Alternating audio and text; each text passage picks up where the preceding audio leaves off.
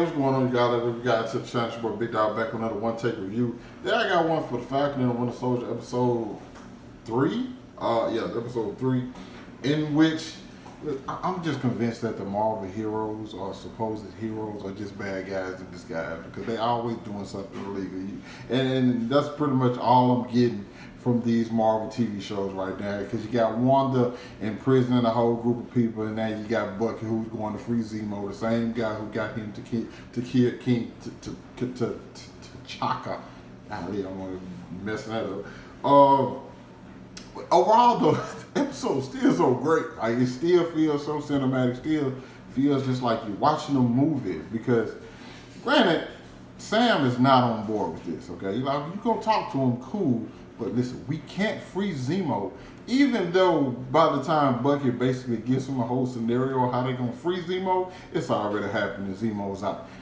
Zemo, by the way, still the episode. Okay. I don't remember. Zemo was good in Civil War. Well, I didn't even say good. He was all right. You know what I'm saying? He wasn't just super memorable. You understand? You understood his motives, but in this, Zemo is charismatic and is really walking around like a boss. They pretty much like, hey, he's out now, so we pretty much have to use him. Zemo has ties to like these different people, and he obviously can find out where they get the Super Soldier Serum from, who's creating it, and so on and so forth. Which they do. Like, they go to this city full of criminals, and it's just a vibe. It's such a vibe. And that's kind of weird to say because you're just in a section full of criminals, people who doing so much like bad things. They get that cover blown, obviously, because of Sam. He doesn't know how to turn his phone off when he's going covert. I mean, come on, Sam. I mean, you got to do better. Another one of the elements like is dope is like how quick Bucky can like just transform back into like, listen. While I was a Winter Soldier, granted, I just did what people told me to do. But everything being done was done by me. And like, the way he whooped everybody in that bar until they go back to their toilet, the woman who basically gave them the information. Zemo's like, hey, I'm here to bargain.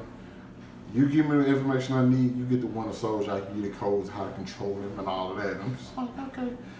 Like, Zemo is moving. And you kind of see why Zemo's plan was so calculated, because the guy knows what he's doing. He knows every situation. He's always calm under pressure. He just coping. And every time in this episode, a few times in the episode, I'm thinking like, Zemo's definitely about to turn on them. Yeah, it's coming. It's coming. It's coming. And like, he would always show back up, like especially when they end up linking back over Sharon Carter. It's amazing, by the way. I need to see her in the series more, because she's really good. And I like that they explored the fact that like, hey, I did something illegal. I don't got nobody to back me up. When the world's in danger, I can't save the world and then I get out scot-free. That's not what happens with me. Like, I'm out here on the run. If I go back to the United States, they're gonna arrest me, and that's kind of how you see with like a lot of people. Well, I'm pretty sure that's how the case is for a lot of people who help these guys, help the Avengers or whatever. They're like, oh, okay, well, we'll help you. But when like the police or whoever catches up with them, they have no Avengers backing them. The people they didn't even hear about. They knew nothing what was going on with Sharon, and that happened in what, Civil War? That happened in Civil War. I don't know how many movies ago that was, but Civil War came out, what, 2016, I want to say? And so it's been almost 9 years since the events of those things, because you got the Infinity War and stuff that happened in like 2019, 2020, and then you have the 5 years between the blip and everything.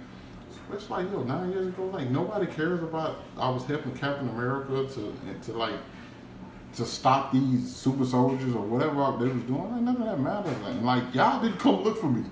So it would have been real hard for me to trust Sam.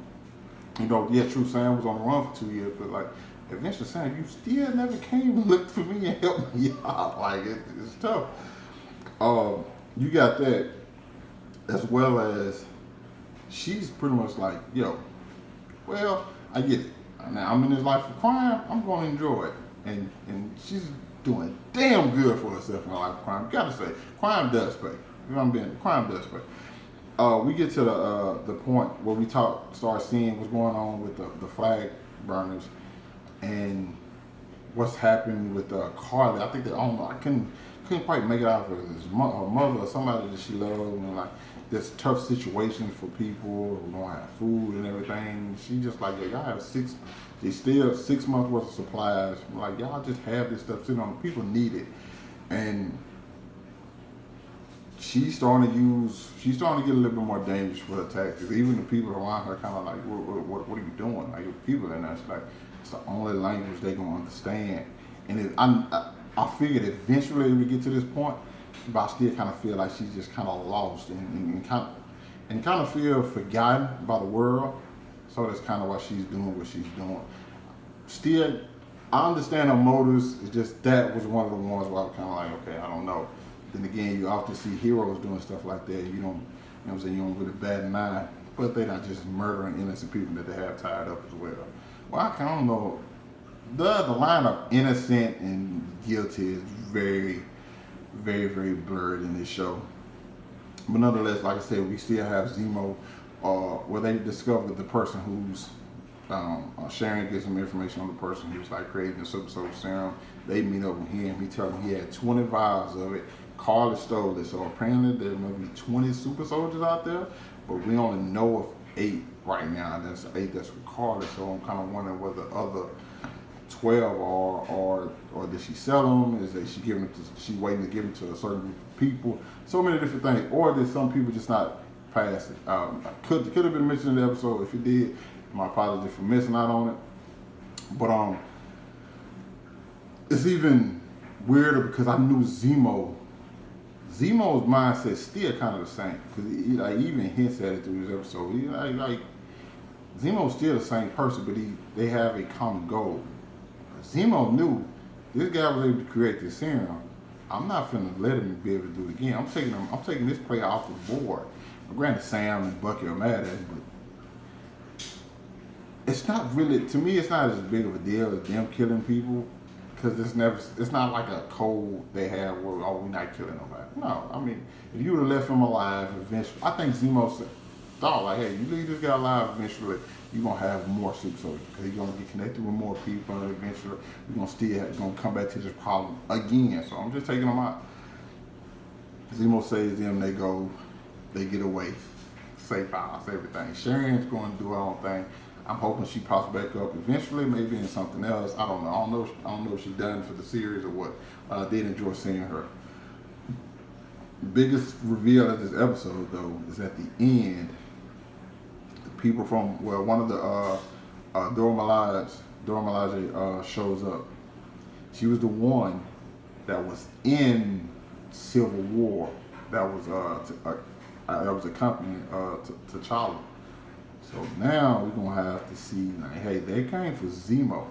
This is pretty much like when Claw showed up in Black Panther, when he made a scene on he became known to the people of Wakanda. They're like, hey, let's go get him. Like, he's here, let's go get him. And that's the same way with Zemo. And the fact of the matter is, this is gonna be an even tougher situation, considering the fact that Bucky chilled in Wakanda, was away from the world in Wakanda. They treated him. They got his mind right, healed him, everything, and he broke out of jail the person who killed their king. So now you're looking at a situation where it's like, hey, we came for Zemo. Like, I can't give you Zemo. I need him right now. Do you not remember what he did to us? Do you not remember what we did for you? Like, now you in just like a tough spot. Because if I'm Bucky, I'm kind of like, let us do this, and y'all got it. I don't like to do it either, bro.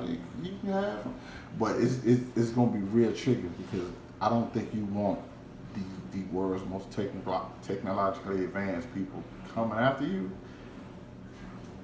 and those aren't people you really want to make enemies out of.